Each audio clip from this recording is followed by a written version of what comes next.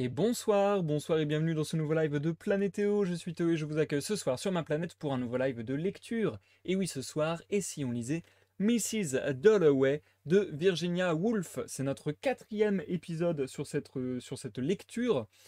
Comme d'habitude, si vous me regardez en rediffusion sur YouTube, vous pouvez checker la barre de lecture de la vidéo ainsi que la description de la vidéo. Il s'y trouve des timecodes qui vous permettront de passer l'introduction, de passer les pauses que j'effectuerai dans ma lecture et d'aller directement à la lecture justement.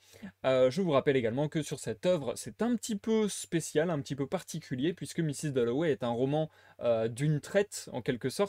En effet, Virginia Woolf, l'autrice, l'auteur avec un E comme vous voulez, n'a pas décidé de découpe en parties, en livres, en chapitres, etc. C'est pour ça que vous verrez à chaque fois dans mes descriptions de vidéos Mrs. Dalloway suite. Vous avez juste à suivre ces parties-là, suite, jusqu'à la fin, et normalement vous ne manquerez rien. Euh, les seules découpes naturelles de structures qui sont opérées sont parfois des sauts de ligne.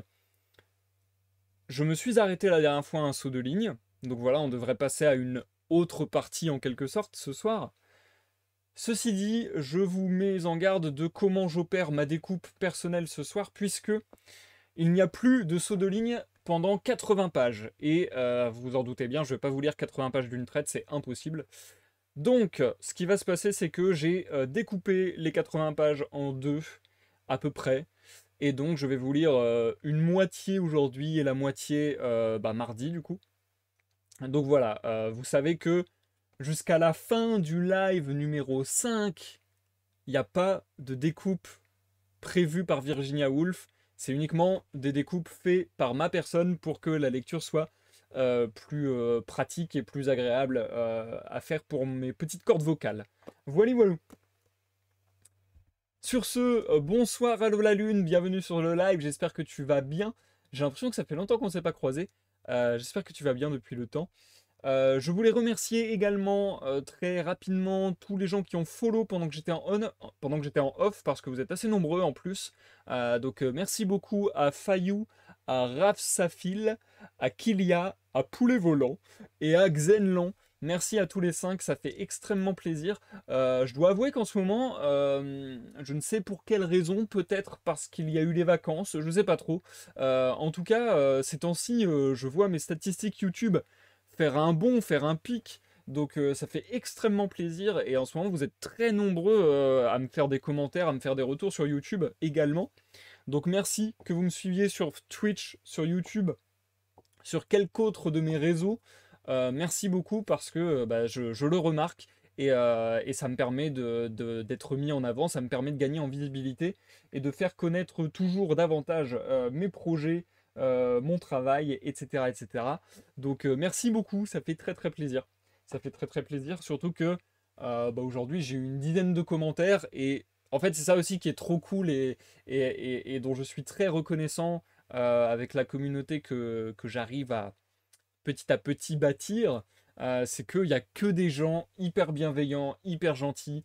Et franchement, aujourd'hui, j'ai eu une dizaine de commentaires et j'en ai eu aucun négatif. J'ai vraiment eu que des remerciements, que des gens hyper positifs, hyper sympathiques, avec des commentaires parfois hyper construits, hyper intelligents, etc. et hyper intéressants. Donc merci pour tout cet amour. Je vous renvoie cet amour, oh là là, en pleine figure. C'est un vrai plaisir de partager tout ça avec vous, les amis. Bref, je vous invite à vous installer, à prendre à manger, à boire, à vaquer à vos occupations en toute quiétude, et à passer bien entendu comme d'habitude un agréable moment en ma compagnie ce soir. Santé à tous. Je vais entamer la lecture de Mrs. Dalloway assez rapidement. En ce moment, je sais pas pourquoi j'ai opéré ce changement, mais j'essaie de faire des introductions un peu moins longues, des pauses un peu moins longues. En tout cas, j'essaie. Je dis pas que j'y arrive à chaque fois, mais j'essaie. Et voilà, j'essaie de faire qu'on soit davantage dans la lecture, lors des lives de lecture du moins. Et du coup, Allô la Lune, ça va de mieux en mieux. Je vous disais lors des lives précédents que c'était pas trop la forme. Je dois vous avouer que là, ça va de mieux en mieux. C'est pas encore incroyable, mais doucement, mais sûrement, on s'en remet. Euh, d'ailleurs, cela fait partie d'un processus qui fait que je me suis remis à travailler sur la publication de mon bouquin de manière plus concrète depuis aujourd'hui. Donc sachez que c'est peut-être un détail pour vous, mais pour moi ça veut dire beaucoup.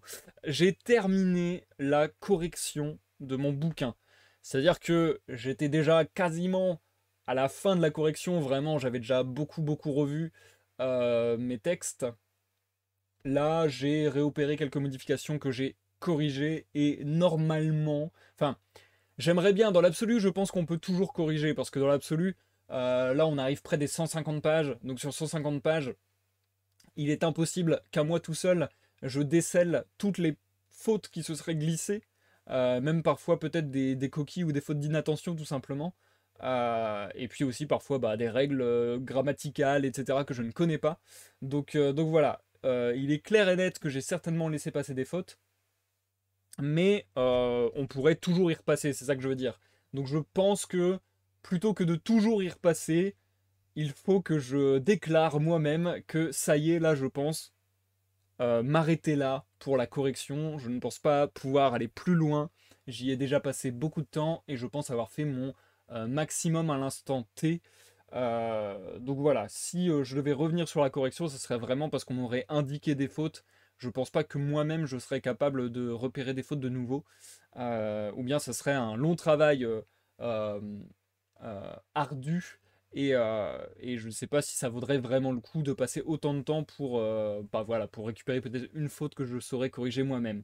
Bref, donc l'étape correction étant terminée, je vais pouvoir m'atteler à une étape qui, qui risque d'être longue, mais en même temps j'ai du mal à envisager combien de temps ça va prendre vraiment, qui est l'étape de mise en page, puisque je l'ai déjà fait naturellement au fur et à mesure de l'écriture, je l'ai déjà fait aussi un petit peu lors de la correction, puisque bah voilà, ça va un peu de pair. Mais il me reste encore pas mal de mise en page à faire malgré tout. Les poèmes, c'est terminé. L'interface, comme j'aime à appeler ça, c'est terminé a priori. J'ai fait ça aujourd'hui. Donc là, il ne devrait rester plus que mes chroniques. Mes chroniques, donc grosso modo une cinquantaine de pages. Une cinquantaine de pages à corriger encore peut-être. Enfin pas à corriger, mais à mettre en page. Voilà. Donc ça va pas être de tout repos, ça va être encore pas mal de boulot, ça va être encore pas mal de jours investis dans cette étape. Mais l'air de rien, les étapes se finissent les unes après les autres et je pense que j'arrive de plus en plus vers la fin du processus, vers la fin de ce travail pharaonique, parce que vraiment, c'est un enfer, enfin, c'est tellement long. J'avais pas prévu que ça prendrait autant de temps quand même, étant donné que tous les textes quasiment étaient déjà écrits. Je pensais pas que ça prendrait autant de temps de les revoir, de les corriger, euh, donc de les relire, de les revoir, de les corriger, de les mettre en page et ainsi de suite, de les compiler, de choisir comment j'allais les mettre et ainsi de suite. Enfin bon, il y a beaucoup d'étapes. Mais bon, je pense toucher bientôt au but et je vous tiens au courant de toute manière, puisque bah, lorsque ça va sortir, croyez-moi bien que je risque d'en parler beaucoup. J'en parle déjà quasiment à tous les lives, mais croyez-moi que je vais en parler. D'ailleurs, je précise que lorsque j'aurai fini et que j'aurai publié ce bouquin, qu'il sera disponible à la vente, très certainement, je pourrai reprendre une activité un peu plus importante sur les streams, puisque en ce moment, vous l'avez remarqué, je ne fais des lives que le mardi et le vendredi, à savoir les deux lives de lecture. Et il y a d'autres types de lives qui commencent à me manquer un petit peu. C'est vrai que ces jours-ci, il m'est souvent venu à l'esprit de peut-être faire un petit live gaming, faire un petit live même sur l'univers de League of Legends, pourquoi pas. Ou même des lives un petit peu plus rares, comme les lives à l'abordage, ou les lives ça me rappelle une histoire. Enfin bon bref, je commence à renourrir une certaine envie, un certain désir pour des lives qui peut-être ont été laissés mis de côté. Je rajoute trop de mots dans mes phrases. Qui peut-être ont été mis un petit peu de côté ces derniers temps. Mais pour cause, je planche sur autre chose en off. Voilà, bref, trêve de bavardage, je me suis assez expliqué. Je vais donc vous lire ce soir, bah, comme la fois passée, à peu près 13 pages, faire une pause, à peu près 13 pages, faire une pause, à peu près 13 pages, faire une pause. Mes découpes sont complètement arbitraires, simplement pour me laisser le temps de respirer et de ne pas abîmer mes cordes vocales, encore une fois. Et donc je m'excuse d'avance si les découpes sont un peu maladroites, si elles coupent un moment intéressant de l'œuvre. Je vais essayer de faire ça pas trop comme un dégueulasse et de respecter quand même l'œuvre de Virginia Woolf un maximum.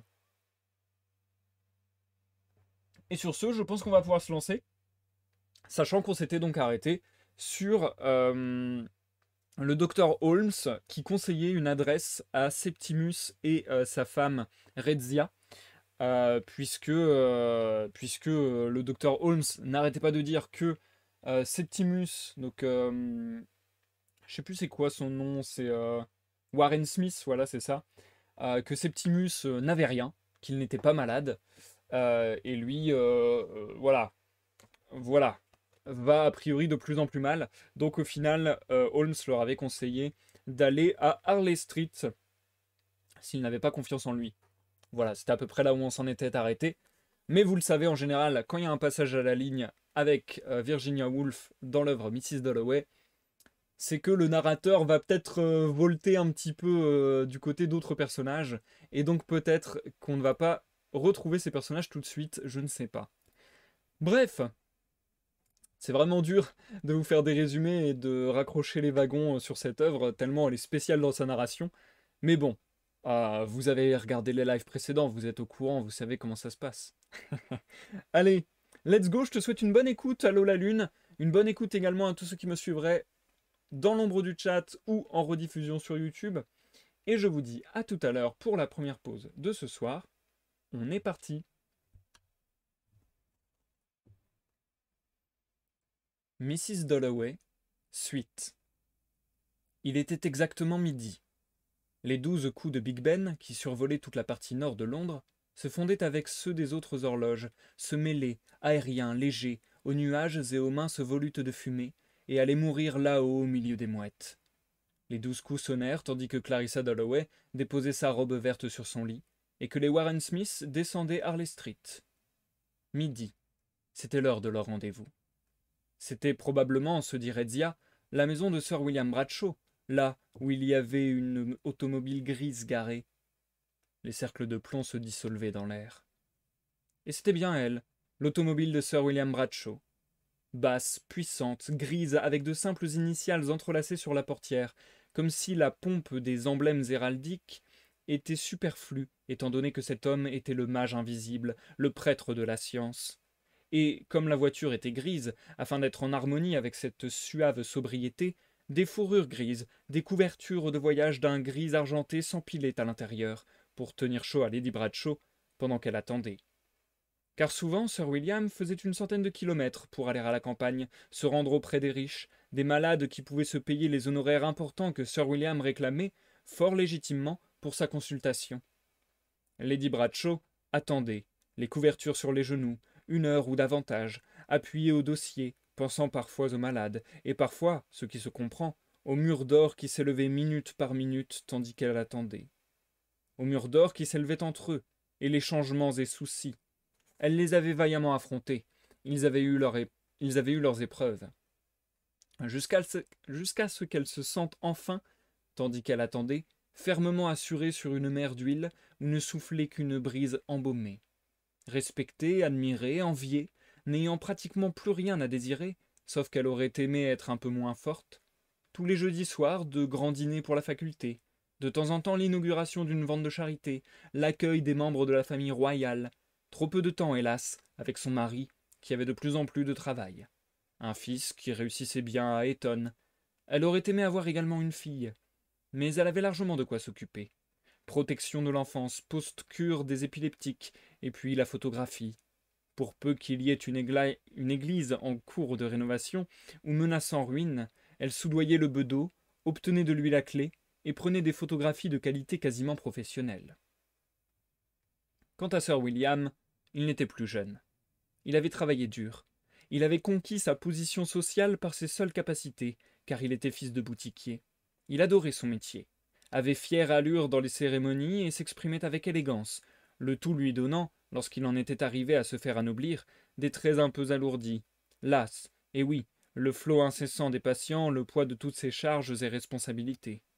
Air de lassitude qui, avec ses cheveux gris, avait rehaussé l'extraordinaire distinction de sa personne et lui avait valu la réputation, capitale lorsqu'on a affaire aux maladies nerveuses, non seulement d'une habileté foudroyante et d'un diagnostic pratiquement infaillible, mais d'un réel don de sympathie, de tact, de compréhension de l'âme humaine. À la seconde où ils entrèrent, les Warren Smith, c'était leur nom, il sut se faire une opinion. Au premier regard qu'il jeta sur l'homme, il en eut la certitude. C'était un cas d'une extrême gravité. C'était un cas de dépression nerveuse et physique caractérisée, à un stade avancé de chacun des symptômes. Il s'en assura en 2 ou 3 minutes, notant sur une fiche rose les réponses à ses questions murmurées d'une voix discrète. Depuis combien de temps le docteur Holmes le voyait-il? 6 semaines. Il avait prescrit un peu de bromure? Dit qu'il n'avait rien du tout? Ah oui, c'est généraliste, se dit Sir William. Il passait la moitié de son temps à réparer leurs impairs. Certains étaient irréparables. Vous vous êtes distingué pendant la guerre? Le patient répéta le mot guerre d'un air interrogatif. Il attachait des significations aux mots à valeur symbolique. Symptômes sérieux, à noter sur la fiche. La guerre? Demanda le patient. La grande guerre, cette bagarre entre gosses à coups de poudre à canon? Est-ce qu'il s'était distingué? Il ne se rappelait vraiment pas.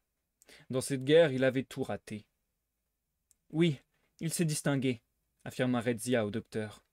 Il est monté en grade. Et à votre bureau, on a la plus haute opinion de vous? Murmura Sir William, en jetant un coup d'œil sur la lettre prodigue en compliment de Mr. Brewer. Donc il n'y a rien qui vous tracasse. Pas de souci d'argent, rien. Il avait commis un crime épouvantable et avait été condamné à mort par la nature humaine. J'ai, commença-t-il, commis un crime. Il n'a rien fait du tout, affirma Redzia au docteur. Si Mr. Smith voulait bien attendre, dit Sir William, il aimerait parler à Mrs. Smith dans la pièce d'à côté. Son mari était très sérieusement atteint, dit Sir William. Menaçait-il de se tuer? Oh oui, s'écria-t-elle. Mais il ne le disait pas sérieusement. Bien sûr que non. C'était une simple question de repos, dit Sir William. De repos absolu. Un long repos au lit. Il y avait une clinique parfaitement agréable à la campagne, où son mari recevrait les meilleurs soins. Loin d'elle? Demanda-t-elle. Malheureusement, oui. Les gens que nous aimons le plus ne sont pas ceux qui peuvent nous faire du bien quand nous sommes malades. Mais il n'était pas fou tout de même. Sir William dit qu'il n'employait jamais le terme de folie. Il estimait que c'était manquer du juste sens de la mesure. Mais son mari n'aimait pas les médecins. Il refuserait d'y aller. Brièvement, avec bonté, Sir William expliqua à Redzia l'état des choses. Il avait menacé de se tuer. Il n'y avait pas d'autre solution. Cela relevait de la loi. Il resterait au lit dans une magnifique villa à la campagne. Les infirmières étaient parfaites. Sir William viendrait le voir une fois par semaine. Si Mrs. Warren Smith était sûre qu'elle n'avait plus de questions à lui poser, il ne bousculait jamais ses patients, ils allaient aller retrouver son mari. Elle n'avait plus rien à demander, à Sir William. Ils allèrent donc retrouver le plus exalté des hommes, le criminel qui affrontait ses juges, la victime exposée là-haut sur la montagne, le fugitif, le marin noyé, le poète qui avait composé une ode immortelle, le seigneur qui était passé de la vie à la mort. Retrouver Septimus Warren Smith, assis dans le fauteuil sous le vasistas, occupé à regarder une photographie de Lady Bradshaw en costume de cour et à marmonner des messages concernant la beauté. Nous avons eu notre petite conversation, dit Sir William. Le docteur dit que tu es très, très malade, lança Redzia. Nous avons convenu de la nécessité de vous envoyer dans une clinique, dit Sir William. Une des cliniques de Holmes, ricana Septimus. Ce garçon faisait une impression déplorable, car il y avait chez Sir William, qui était fils de commerçant, un respect inné pour la bonne éducation et l'élégance vestimentaire. La médiocrité le rebutait. En outre, et de façon plus viscérale, il y avait chez lui, qui n'avait jamais eu le temps de lire, un fond de ressentiment enfoui contre les gens cultivés qui entraient dans son cabinet et qui laissaient entendre que les médecins, dont la profession exige un effort constant des plus hautes facultés de l'esprit, ne sont pas des hommes cultivés. Une de mes cliniques, Mr. Warren Smith, dit-il. où nous vous apprendrons à vous reposer. Et puis, une chose encore. Sir William était certain que lorsque Mr. Warren Smith allait bien, il était la dernière personne au monde qui aurait songé à inquiéter sa femme. Mais il avait parlé de se tuer. Nous avons tous nos moments de dépression, dit Sir William. À la moindre chute, se répéta Septimus, la nature humaine fond sur vous. Holmes et Bradshaw fondent sur vous. Ils sillonnent le désert. Ils s'enfuient en hurlant dans les vastes steppes. Vous êtes soumis au supplice du chevalet et des poussettes. La nature humaine est impitoyable. Il avait de temps en temps de ces accès, demanda Sir William, le crayon pointé sur la fiche rose. Ça ne regardait que lui, dit Septimus. Personne ne vit uniquement pour soi, dit Sir William, jetant un coup d'œil à la photographie de sa femme en costume de cour. Et vous avez devant vous une brillante carrière, dit Sir William. La lettre de Mr. Brewer était sur la table. Une carrière exceptionnellement brillante. Mais s'il se confessait, s'il avouait ce qu'il savait, est-ce qu'il le lâcherait, ces tortionnaires? J'ai, bredouilla-t-il. Mais quel était son crime? Il n'arrivait pas à se rappeler. Oui, l'encouragea Sir William, mais l'heure tournait. L'amour, les arbres, le crime n'existent pas. Quel était son message? Il n'arrivait pas à se rappeler. J'ai... bégaya-t-il. Efforcez-vous de penser le moins possible à vous-même, dit Sir William d'un ton affable. Franchement, il n'était pas en état d'être lâché dans la nature. Y avait-il autre chose qu'il souhaite lui demander? Sir William prendrait toutes les dispositions, murmura-t-il à Redzia, et la tiendrait au courant entre 5 et 6 heures le soir même. Remettez-vous-en à moi, dit-il, et il leur donna congé. Jamais de sa vie entière, Redzia n'avait connu épreuve aussi pénible. Elle avait appelé à l'aide et on l'avait laissé tomber. Il s'était dérobé. Sir William Bradshaw n'était pas quelqu'un de bien. Rien que l'entretien du moteur de cette voiture doit lui coûter des fortunes, dit Septimus quand ils se retrouvèrent dans la rue. Elle s'accrocha à son bras. On les avait laissés tomber. Mais qu'est-ce qu'elle voulait de plus? À chacun de ses patients, Sir William consacrait 3/4 d'heure de son temps. Et si, dans cette science exigeante, consacrée à quelque chose dont, après tout, nous ne savons rien, le système nerveux, le cerveau humain, un médecin perd le sens de la mesure en tant que médecin, il manque à son devoir. Ce que nous voulons, c'est la santé. Or, la santé, c'est le sens de la mesure. Si bien que lorsqu'un homme entre dans votre cabinet en déclarant qu'il est le Christ, illusion courante, et qu'il a un message, comme ils en ont presque tous, et menace, comme ils le font souvent, de se tuer, vous faites appel au sens de la mesure, vous prescrivez le repos au lit, le repos dans la solitude, le silence et le repos sans amis, sans livres, sans message, 6 mois de repos, de sorte qu'un homme qui pesait 47 kilos en arrivant en pèse 76 à sa sortie. Le sens de la mesure, de la divine mesure, son idole, Sir William l'avait acquise en faisant ses tournées dans les hôpitaux, en allant à la pêche au saumon, en faisant un fils à Harley Street avec Lady Bradshaw, qui allait elle aussi à la pêche au saumon et qui prenait des photographies de qualité quasiment professionnelle. Par ce culte de la mesure, non seulement Sir William prospérait personnellement, mais il faisait prospérer l'Angleterre. Il mettait ses fous à l'écart, il leur interdisait de faire des enfants, il faisait du désespoir un crime, pénalisait le désespoir, empêchait les inadaptés de propager leurs idées jusqu'à ce qu'ils en viennent à partager eux aussi son sens de la mesure. Le sien, s'il s'agissait d'hommes, celui de Lady Bradshaw, s'il s'agissait de femmes. Elle brodait, tricotait, passait 4 soirées sur 7 à la maison avec son fils. En conséquence de quoi, non seulement il était respecté par ses collègues et craint par ses subordonnés, mais en outre les amis et les proches de ses patients éprouvaient pour lui une extrême gratitude pour avoir décrété que ces prophètes messianiques, hommes et femmes, qui annonçaient la fin du monde ou l'avènement de Dieu, devaient rester au lit à boire du lait, suivant les ordres du docteur. Les ordres de Sir William, avec ses 30 ans d'expérience professionnelle et son instinct infaillible, ici folie, là raison, bref, son sens de la mesure.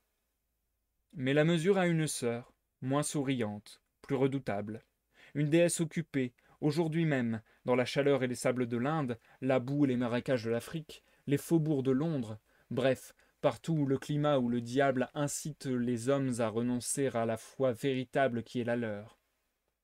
Occupée aujourd'hui même, à renverser les tabernacles, briser les idoles et imposer à la place son austère figure. Elle a pour nom conversion, et se nourrit de la volonté des faibles, aimant impressionner, imposer, adorant voir ses propres traits gravés sur le visage de la populace. Elle se dresse sur un tonneau à Hyde Park Corner pour prêcher. Dans les usines et dans les parlements, elle se drape dans un linceul blanc et s'avance d'une démarche pénitentielle sous le travesti de l'amour fraternel. Elle offre son aide, mais veut le pouvoir, rejette avec brutalité dissidents ou mécontents, accorde sa bénédiction à ceux qui, les yeux au ciel, reçoivent avec soumission de son regard la lumière qui va éclairer le leur.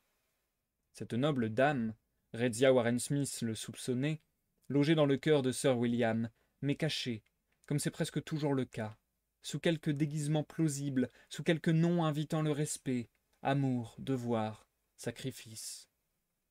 Comme il travaillait, comme il se donnait du mal pour trouver des fonds, introduire des réformes, ouvrir des hôpitaux. Mais la conversion, déesse à l'appétit délicat, préfère à la brique le sang, et se repaît insidieusement de la volonté humaine. Lady Bradshaw, par exemple. 15 ans plus tôt, elle avait sombré. Ce n'était rien qu'on puisse identifier avec précision. Il n'y avait pas eu de scène, pas d'éclat. Rien que le lent engloutissement de sa volonté à elle, gorgée d'eau dans la sienne à lui. Suave était son sourire, sans faille sa soumission. Les dîners à Harley Street, comprenant 8 ou 9 services, pour 10 ou 15 convives appartenant aux professions libérales, se déroulaient dans le calme et la courtoisie.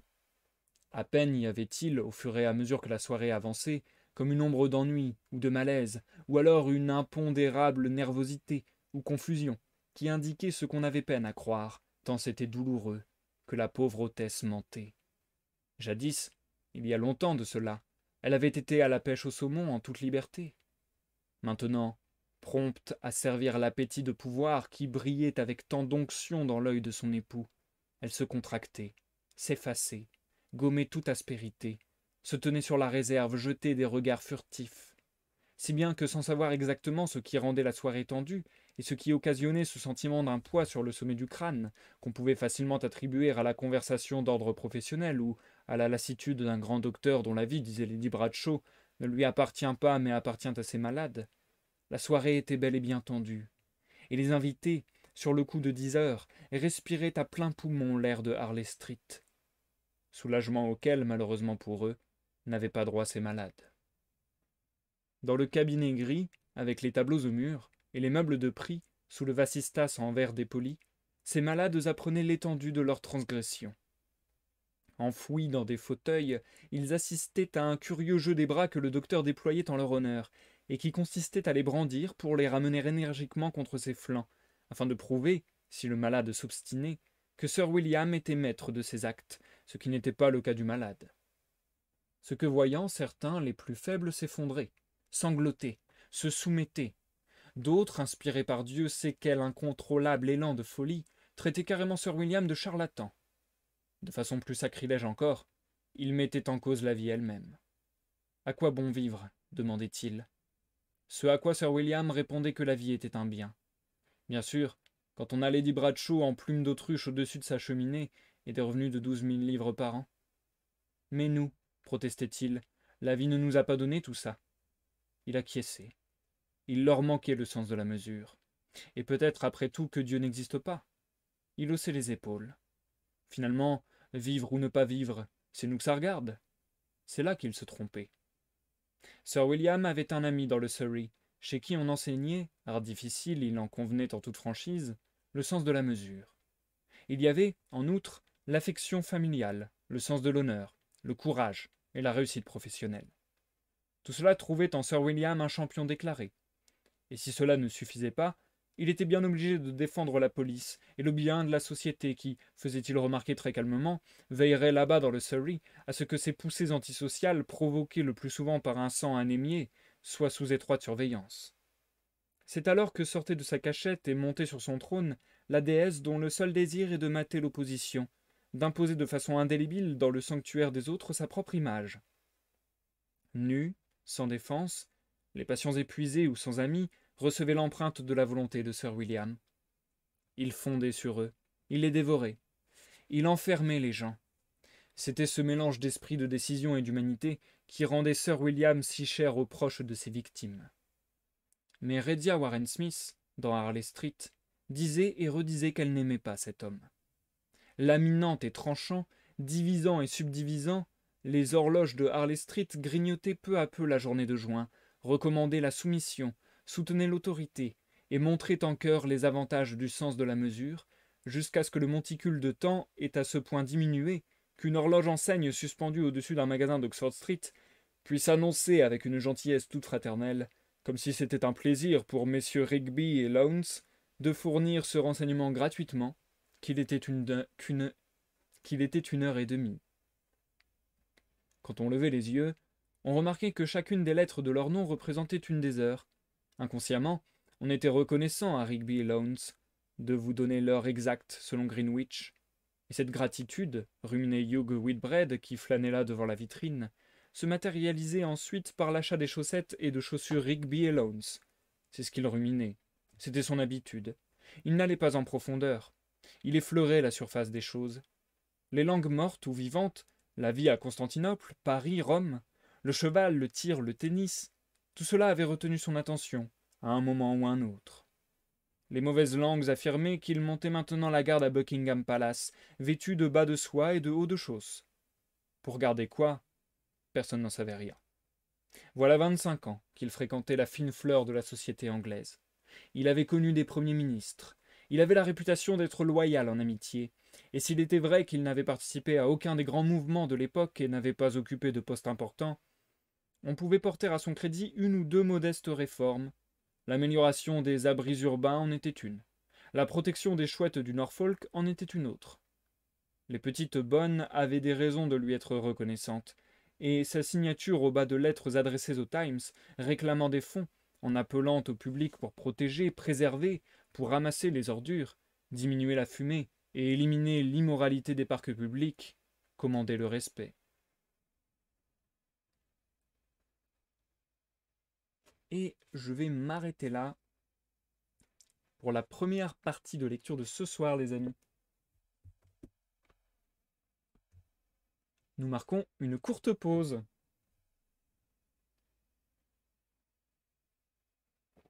Sympathique ce passage, j'ai beaucoup aimé. Je me suis arrêté là, j'avais prévu de m'arrêter plus tard à la base, mais je me suis arrêté là parce que je vois qu'on passe d'un personnage à un autre. Donc je me dis que c'est judicieux.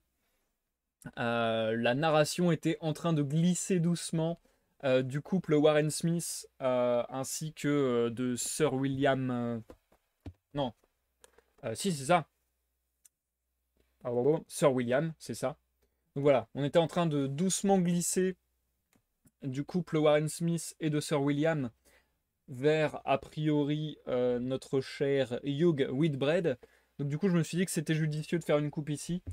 Mais c'est vrai que voilà, vous commencez à connaître cette œuvre avec cette narration un petit peu fluctuante. C'est toujours particulier la manière dont la narration se détache assez soudainement d'un personnage, d'un sujet, pour s'en accrocher à un nouveau. Donc voilà, j'ai fait au mieux ma découpe. J'ai fait au mieux ma découpe. Ceci dit, j'ai beaucoup apprécié. J'ai peur de moins apprécier ce qui va suivre, puisque si vraiment on va commencer à s'attarder sur Hugh Whitbread, du peu qu'on en a vu jusqu'à présent de ce personnage, ça me botte un petit peu moins. Les personnages que j'ai trouvé les plus intéressants à suivre jusqu'à présent, c'est clairement Mrs. Dalloway, Peter Walsh et le couple Warren Smith. En même temps, c'est à peu près les seuls qu'on a suivis, j'ai l'impression, mais donc au final, je les cite quasiment tous. Mais c'est intéressant, encore une fois, de voir que à la base, on part quand même de Mrs. Dalloway. Enfin, le titre de l'œuvre, c'est Mrs. Dalloway. Et en final, Mrs. Dalloway, on en fait assez peu mention, et je trouve même que ce n'est pas elle, en tout cas jusqu'à présent, qui a eu le plus de pages, qui a eu le plus de narration dédiée, si je puis dire. Donc je trouve ça assez étonnant quand même. Assez étonnant. Je me demande presque si on va pas forcément revoir Mrs. Dalloway avant la fin de l'œuvre, et si c'est simplement le titre de l'œuvre parce que on est entré dans l'œuvre par elle. Je me demande presque si c'est pas ça qui va se passer en fait. Même si je mens, puisqu'on a eu une mention de Mrs. Dalloway ce soir. On a eu le fait de dire que, en même temps que ce qui était en train de se passer à midi, voilà, on s'en souvient, au tout début de la lecture de ce soir, pile à midi, on nous a dit que Mrs. Dalloway posait sa robe verte sur son lit, je crois. Voilà, c'est la seule petite information, et d'ailleurs, ça m'a marqué parce que, déjà, ça faisait longtemps qu'on n'avait pas parlé de Mrs. Dalloway, et parce que ça semblait faire un espèce d'écart, quoi. C'est-à-dire que la narration, elle a l'air de vraiment suivre un personnage euh, à la trace, quoi. Et là, c'est rare qu'il y ait cette petite, comment dire, cette petite interjection comme ça, cette petite sortie de route pour nous parler d'un autre personnage et de ce que fait cet autre personnage au même moment. Donc voilà, je trouvais ça assez marquant, mais cela n'empêche que ça ne fait qu'une phrase sur Mrs. Dalloway et que je me demande bien si on va en avoir davantage sur elle. Et sinon, le passage sur les Warren Smith et aussi sur Sir William, parce que voilà, il y a pas mal de discours aussi sur la science, sur le rapport médecin-patient a priori. Je trouve que c'est des thèmes compliqués, très très compliqués à aborder, mais très très importants. La dépression, les envies suicidaires et ainsi de suite. Je trouve que c'est... Enfin, je sais pas, j'ai l'impression que c'est assez rare quand même comme thème de littérature. Ou bien c'est juste moi qui n'en connais pas tant que ça, mais j'ai l'impression que c'est un thème dont s'emparent assez relativement peu les auteurs, étonnamment. Euh, alors même qu'on a l'image du poète torturé et ainsi de suite, je trouve que c'est quelque chose qu'on voit relativement peu finalement. En tout cas, pas aussi frontalement, je dirais, et avec une espèce d'analyse comme ça des relations médecin-patient, de ce que ça peut impliquer, etc. Euh, je sais pas, dans le positionnement de la narration, il y a un truc que j'ai pas souvent vu sur ces sujets.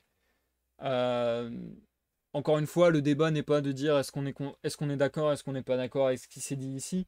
Surtout que, je me répète comme souvent, mais euh, les, les éventuelles opinions qui sont exprimées ne sont même pas forcément les opinions de l'auteur ou l'autrice, puisque on est dans de la fiction, donc c'est peut-être simplement les opinions du narrateur ou des personnages, et vu qu'en plus, ou d'un personnage, et vu qu'en plus ici, le narrateur et le personnage se fondent un petit peu l'un dans l'autre par moment, c'est assez compliqué euh, de déceler la voix, quelle voix on a entendu sonner, la voix de qui.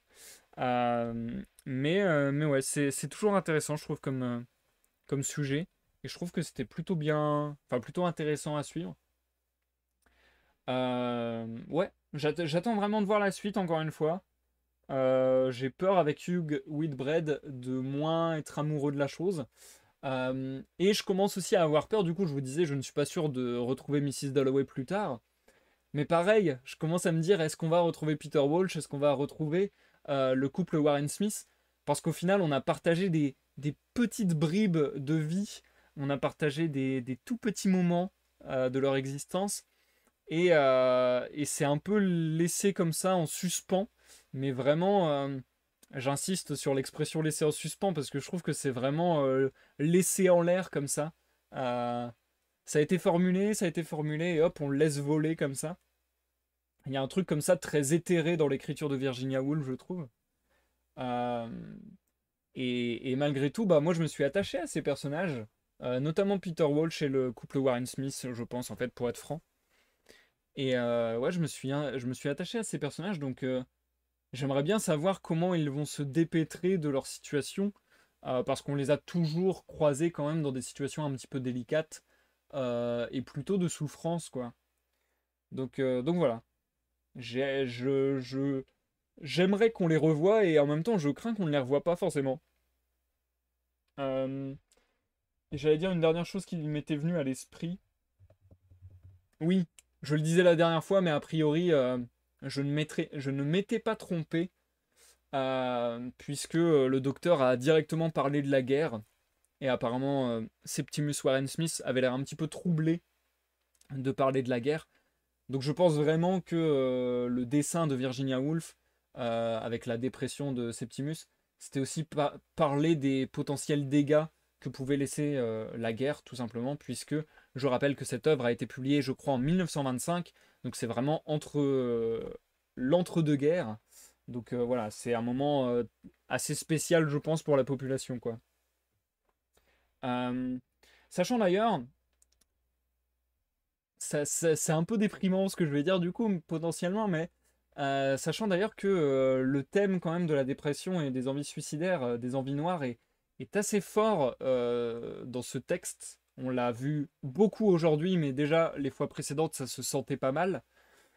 Et sachant, il me semble que lorsque j'ai vite fait des recherches sur Mrs. Dalloway, Virginia Woolf, etc., il me semble que Virginia Woolf, donc l'auteur, a fini par se suicider dans la vraie vie. Donc, donc ouais, on sent quand même que ce sont des sujets qui peut-être la touchent à titre personnel et vont chercher quelque chose en elle, quoi.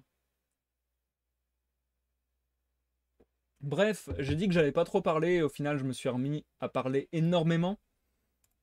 Je suis reparti pour une petite quinzaine de pages, un truc comme ça.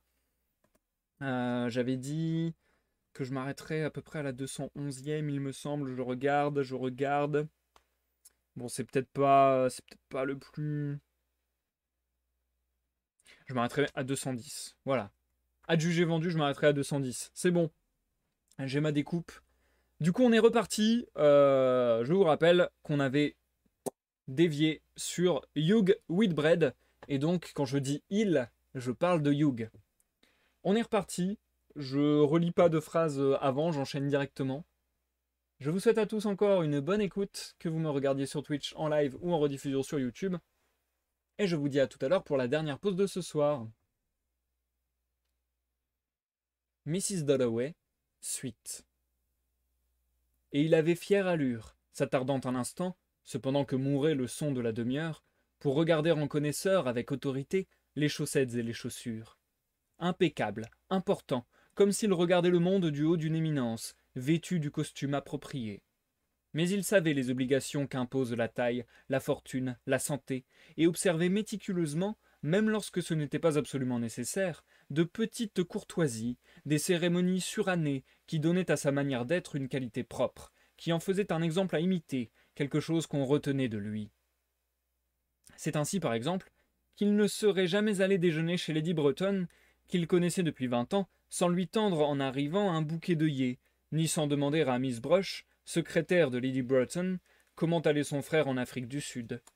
Question qui, allez savoir pourquoi, irritait Miss Brush, pourtant dépourvue de tout charme féminin, au point qu'elle répondait invariablement « Merci, il réussit très bien en Afrique du Sud », alors qu'en réalité, il vivotait plutôt mal à Portsmouth.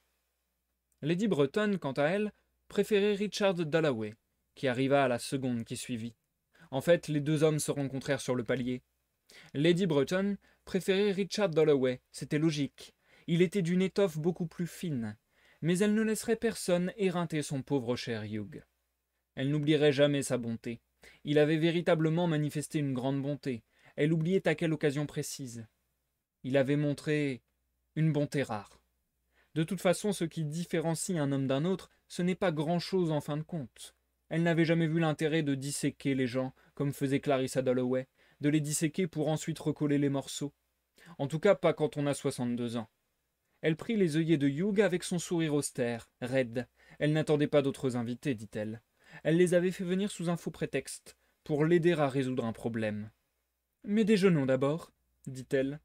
Et alors commença un charmant va-et-vient silencieux, à travers les portes battantes, de femmes de chambre en tablier et bonnet blanc, non pas domestiques parce qu'il le faut bien, mais fidèles participant à un mystère ou à un tour de magie pratiqué par les maîtresses de maison de Mayfair, entre 1 heure et demie et 2 heures, où, d'un simple geste de la main, la circulation s'arrête, et où, à la place, s'élève cette grande illusion concernant au premier chef la nourriture.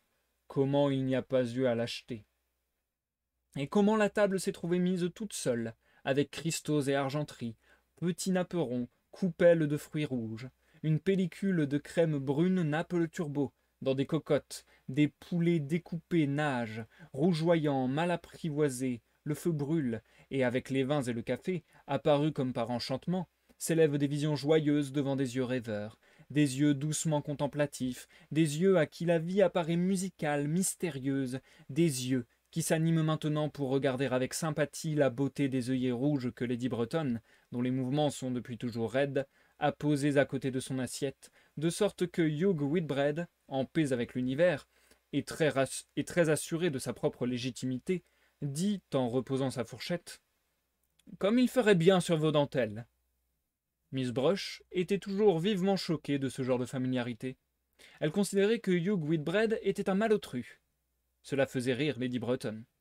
Lady Breton souleva les œillets, les tenant à bout de bras d'un geste comparable à celui du général tenant un rouleau de parchemin sur le tableau qui était derrière elle. Elle resta immobile, comme hypnotisée.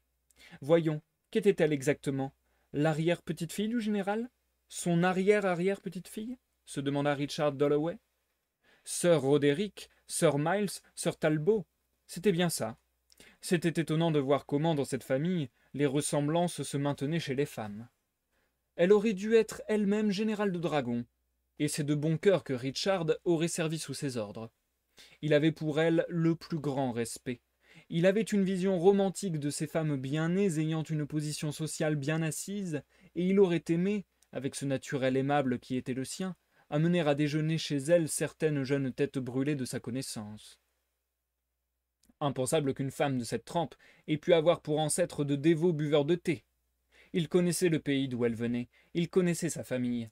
Il y avait une vigne qui donnait encore du raisin, sous laquelle Lovelace ou Eric, elle ne lisait personnellement jamais de poésie, mais c'est ce que racontait la légende, s'était assis.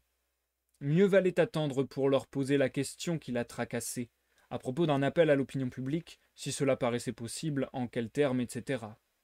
Mieux valait attendre qu'ils aient pris leur café, se dit Lady Breton, et elle reposa les œillets à côté de son assiette. Comment va Clarissa demanda-t-elle brusquement. Clarissa disait toujours que Lady Breton ne l'aimait pas. De fait, Lady Breton avait la réputation de préférer la politique aux gens, de parler comme un homme, d'avoir été mêlée à une intrigue notoire dans les années 1880, intrigue dont on commençait à parler dans les annales. Il est indubitable qu'il y avait un recoin dans son salon, et dans ce recoin, une table, et sur cette table, une photographie du général Sir Talbot Moore, aujourd'hui défunt, qui en cet endroit même avait rédigé, par un soir de 1880 et quelques, en présence de Lady Breton, et elle le sachant, et ayant peut-être donné son avis, un télégramme ordonnant aux troupes britanniques, en certaines circonstances historiques, de se porter en avant. Elle avait encore la plume, et racontait l'histoire. Et donc, lorsqu'elle demandait sur ce ton cavalier qui était le sien « Comment va Clarissa ?», les épouses avaient du mal à convaincre leurs femmes, et en vérité, si aimants soient-ils, n'étaient secrètement pas convaincus eux-mêmes, de l'intérêt qu'elle aurait porté à des femmes qui faisaient souvent obstacle à leurs maris, les empêchaient d'accepter des postes à l'étranger, et devaient, au beau milieu de la session parlementaire, être emmenées au bord de la mer pour se remettre d'une grippe. Toutefois, la question « Comment va Clarissa ?» était infailliblement reconnue par les femmes comme gage de sympathie de la part d'une des leurs, d'une compagne fort peu bavarde, qui chaque fois que cette phrase était prononcée, peut-être une demi-douzaine de fois au cours d'une vie entière, signifiait la reconnaissance d'une forme de camaraderie féminine existant en dehors des déjeuners avec des hommes, et tissant des liens privilégiés entre Lady Breton et Mrs. Dalloway, qui se rencontraient rarement et semblaient, lorsque cela se produisait, indifférentes, voire hostiles. « J'ai rencontré Clarissa dans le parc ce matin, » dit Hugh Whitbread, plongeant dans le plat, content de cette occasion de se rendre à lui-même ce petit hommage, car il lui suffisait de venir à Londres pour aussitôt rencontrer tout le monde. Mais Glouton, l'un des hommes les plus gloutons qu'elle ait connus, se dit Milly Brush, qui observait les hommes avec une rigueur impitoyable, et qui était capable d'un dévouement sans bornes, en particulier envers des personnes de son sexe, vu qu'elle était noueuse, rêche, anguleuse et dépourvue de tout charme féminin. « Savez-vous qui est en ville ?» dit Lady Breton, à qui cela était revenu tout d'un coup. « Notre vieil ami, Peter Walsh. » Ils sourirent tous. Peter Walsh. Tous les trois, Lady Breton, Hugh Whitbread et Richard Dalloway, se rappelèrent la même chose, Comme Peter avait été passionnément amoureux, s'était fait rejeter, était parti aux Indes, n'avait pas réussi, avait gâché sa vie. Et Richard Dalloway, lui aussi, avait une grande affection pour ce cher vieux Peter. Millie Brush s'en rendait bien compte. Elle vit le brin de ses yeux foncés, elle le vit hésiter, réfléchir. Ce qui l'intéressa, car Mr. Dalloway l'intéressait toujours, et que pouvait-il bien penser, se demanda-t-elle, de Peter Walsh. Que Peter Walsh avait été amoureux de Clarissa, qu'immédiatement après le déjeuner il rentrerait voir Clarissa, qu'il lui dirait, en un mot commençant qu'il l'aimait, oui, il le lui dirait. Millie Brush, à une époque, aurait quasiment pu tomber amoureuse de ces silences.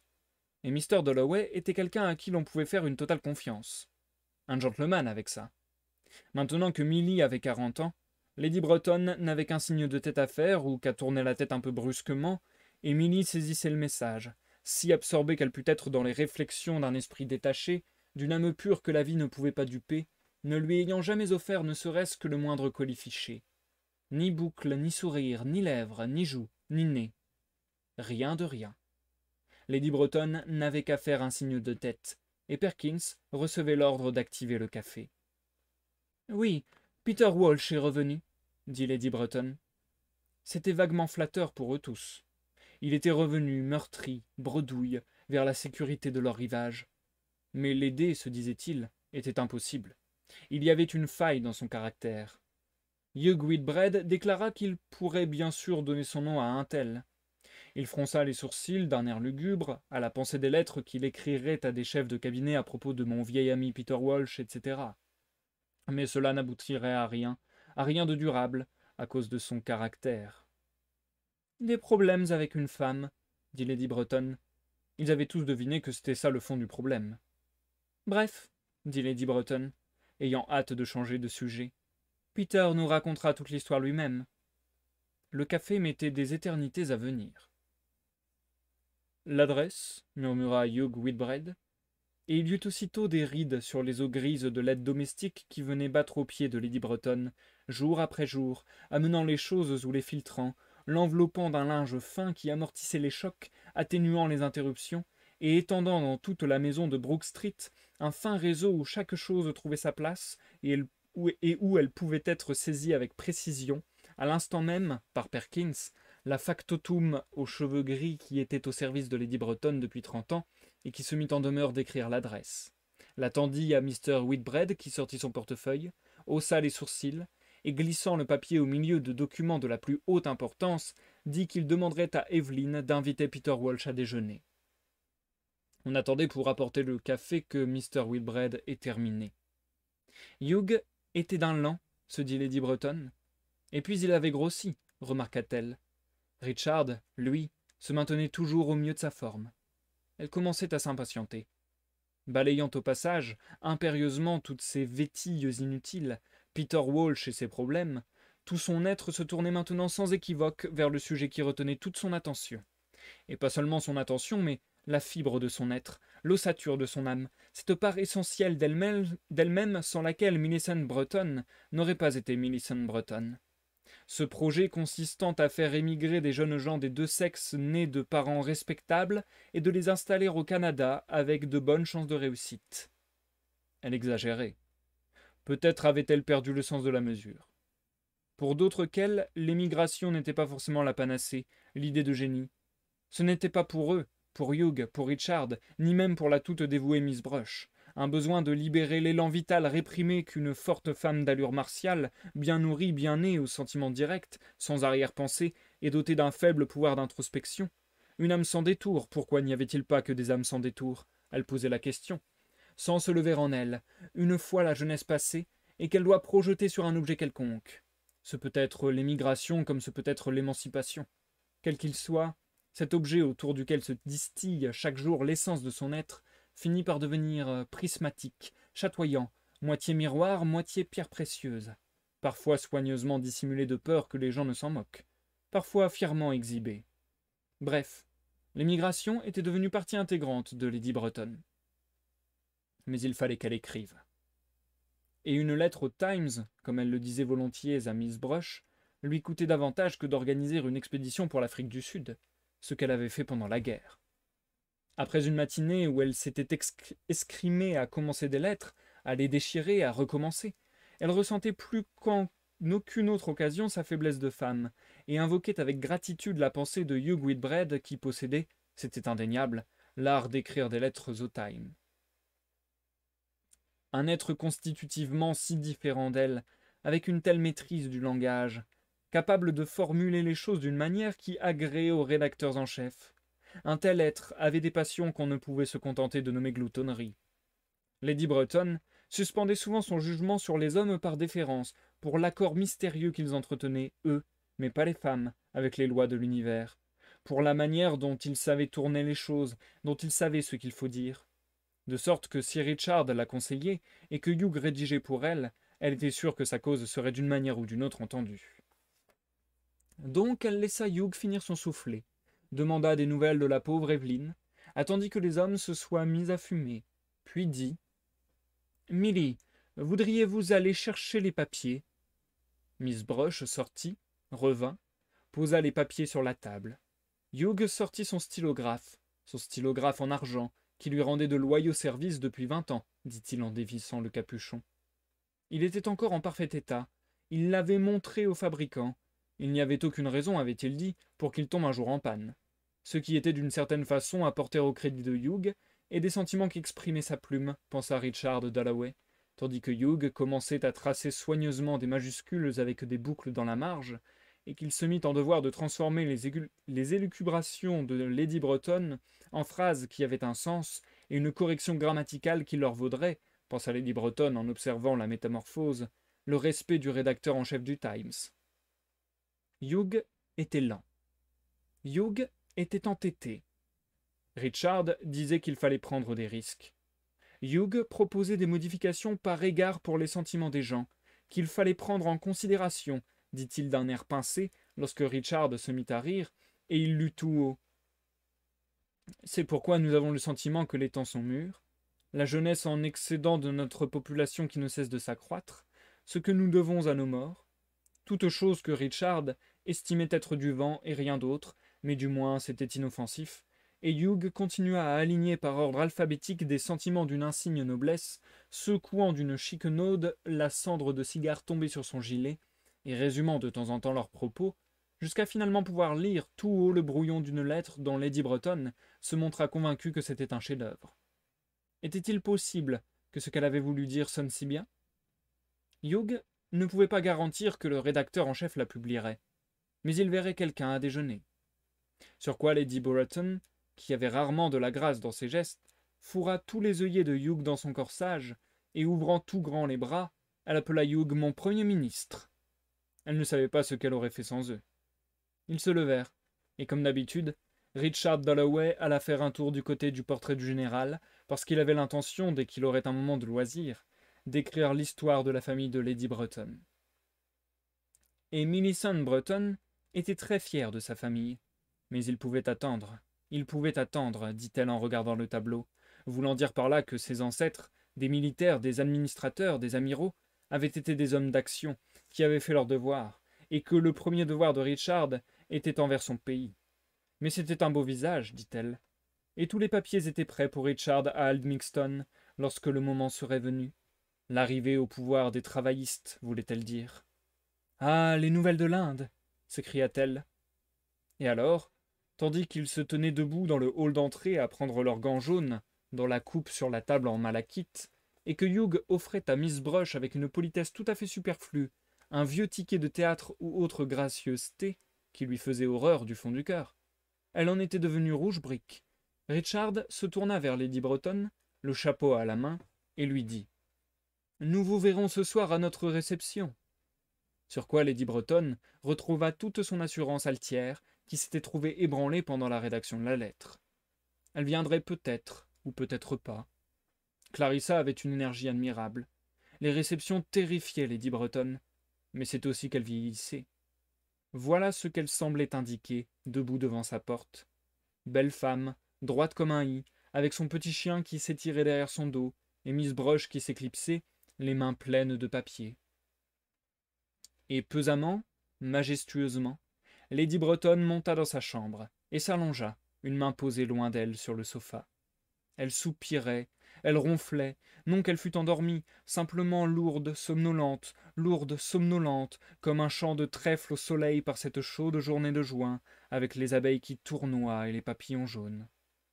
Elle retournait toujours à ses champs, là-bas dans le Devonshire, où jadis, sur Patty, son poney, elle sautait les ruisseaux en compagnie de Mortimer et Tom, ses frères.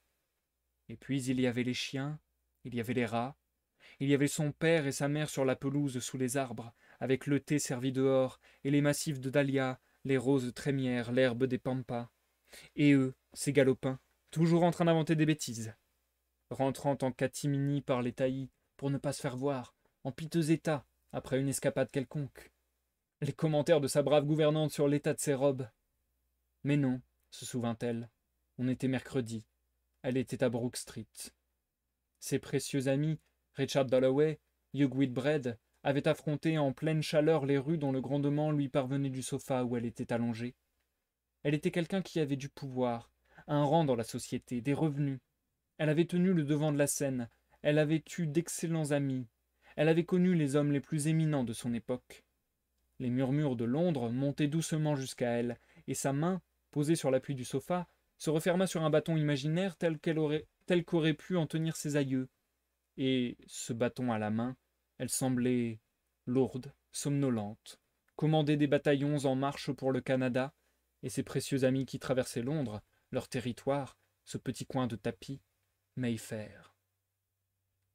Peu à peu, ils s'éloignaient d'elle, n'étaient plus rattachés à elle que par un mince fil, puisqu'ils avaient déjeuné avec elle, qui allait s'étirer, devenir de plus en plus fin au fur et à mesure qu'ils traverseraient Londres. Comme si vos amis étaient rattachés à votre corps lorsqu'on avait déjeuné avec eux, par un mince fil qui, tandis qu'elle somnolait, devenait vaporeux sous l'effet du son des cloches qui donnaient l'heure où annonçait un office, comme un fil de toile d'araignée, à force de s'alourdir, de gouttes de pluie, s'affaisse. Voici qu'elle dormait. Richard Dalloway et Hugh Whitbread, au moment même où Millicent Broughton, allongée sur le sofa, laissait le fil se rompre et se mettait à ronfler, hésitèrent au coin de Conduit Street. Des vents contraires soufflaient en rafales au coin de la rue. Ils regardèrent une vitrine, ils ne voulaient rien acheter, ne voulaient pas parler, mais se séparer. Sauf qu'avec les vents contraires, qui soufflaient en rafales au coin de la rue, et avec une sorte de pause dans les courants qui parcourent le corps, deux forces s'opposant, en tourbillon, celle de la matinée et celle de l'après-midi, ils firent halte. Un placard de journal prit son envol, fougueusement, comme un cerf-volant dans un premier temps, puis il s'arrêta, fit un piquet, plana, et la voilette d'une dame se releva. Des stores jaunes tremblèrent. La circulation de la matinée ralentit dans les rues à moitié vides. On n'entendit plus que quelques charrettes isolées qui brinque-ballaient. Dans le Norfolk, auquel Richard Dalloway pensait vaguement, un vent doux et chaud était venu rebrousser les pétales, troubler les eaux, ébouriffer les graminées en fleurs. Les faneurs, qui s'étaient allongés sous les haies pour faire la sieste après leur labeur du matin, entr'ouvraient les rideaux d'herbe verte, écartaient les ombelles tremblantes du cerfeuil sauvage, afin de voir le ciel d'été étincelant, d'un bleu immuable. Et je vais m'arrêter là pour la deuxième partie de lecture de ce soir, les amis. Nous passons à la dernière pause.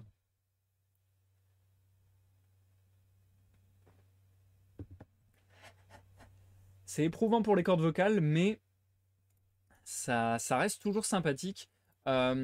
J'ai de moins en moins de choses à dire sur l'œuvre, je vais vous l'avouer. Voilà. J'ai de moins en moins de choses à dire sur l'œuvre, de moins en moins de remarques qui me viennent à l'esprit. Tout simplement parce que l'effet de nouveauté est un petit peu passé, on va dire. Et je commence à comprendre un petit peu le style de narration, ce narrateur fluctuant, comme j'aime à dire. Donc voilà, je commence à comprendre un petit peu comment c'est foutu, on va dire. Je pense vraiment, plus on avance et plus je pense vraiment qu'on ne croisera jamais certains personnages malheureusement de nouveau. J'aimerais beaucoup croiser de nouveau Mrs. Dalloway, le couple Warren Smith et Peter Walsh, mais je pense vraiment pas que ça arrivera. Merci pour le follow, Charlie. Merci beaucoup. Et bienvenue parmi nous. Mais je pense vraiment qu'il y a peu de chances. À part peut-être Peter Walsh, qui vraisemblablement doit raconter son histoire aux autres personnages. Alors peut-être. Mais c'est vrai que là, par exemple, tous les personnages qu'on a côtoyés pendant cette dizaine de pages étaient des personnages qui m'intéressaient beaucoup moins. Donc l'œuvre restait plaisante, mais en soi, j'étais un peu moins intéressé. Après, ce qui reste malgré tout très agréable dans cette œuvre, c'est ce sentiment de continuité, ce sentiment de fluidité en fait. On a l'impression que tout se transvase euh, ensemble, quelque part. Tout se transvase l'un dans l'autre, que toutes les histoires sont connectées, vivent ensemble. Et ça, c'est assez agréable. C'est assez agréable parce que ça donne vraiment une sensation de cohérence et de fluidité. Alors même qu'on pourrait trouver ça très bordélique en fait. Mais une fois qu'on est entré dans le flow, on peut se laisser porter par le flow complètement. Donc ouais, très très sympathique. Et ce délire de découvrir des tonnes de personnages au fur et à mesure des détachements de la narration, c'est intéressant, à ceci près qu'il y a certains personnages dont j'aurais aimé en apprendre davantage. Bref, vu que j'ai pas forcément beaucoup plus à vous dire ce soir sur la lecture, et que vous n'êtes pas très nombreux ce soir de toute manière à regarder en live, autant speeder et passer directement à la suite. Je reprends un petit peu ma voix quand même parce que ça travaille au fur et à mesure. Et puis j'ai réfléchi aussi si j'ai dit tout ce que j'avais à dire, tout ce qui m'est venu à l'esprit à la lecture de ce texte. Je me suis arrêté encore une fois à peu près à l'endroit que j'avais prévu, parce que aussi tout simplement, j'ai eu l'impression de sentir encore une fois ce détachement de la narration qui semble se détacher de la cohorte de personnages. Là, c'était pas tellement attaché à un personnage précis, c'était plus la cohorte de personnages, même si le personnage central semblait être quand même Lady Breton. Et là, on a l'air de potentiellement partir vers Hugh Whitbread, peut-être Richard, peut-être les deux. Donc voilà, on a l'air d'être à un moment de bifurcation. Donc c'est pas mal d'avoir fait la pause à cet endroit-là, je trouve. Attention à vos oreilles, je vais tousser. Pardon, excusez-moi. Faudrait vraiment que je set up un bouton sur mon Stream Deck pour me mute d'un seul coup, tout simplement. Ouais, donc voilà quoi. Si, il y a un truc qui m'a marqué, je ne sais pas dire pourquoi, je ne sais pas dire quelle importance ça a, mais il y a un élément que je remarque, et dont on m'a un peu parlé aussi, je crois, en commentaire sur YouTube d'ailleurs, c'est la présence assez importante de l'heure. Alors c'est peut-être du coup sur le passage du temps tout simplement. C'est vrai qu'on a déjà parlé du fait que le thème du temps était assez central à l'œuvre, en tout cas on en avait l'impression. Mais j'ai l'impression qu'il y a très très souvent des mentions sur le temps, mais même plus précisément que le temps, vraiment l'heure. On nous dit souvent à telle heure, on nous dit souvent il y a Big Ben qui est en train de sonner, il y a les horloges qui sont en train de sonner. On nous dit souvent à 1h30, on nous dit souvent le demi, le trois quarts, le quart. Donc voilà, il y a une espèce de précision comme ça dans l'heure.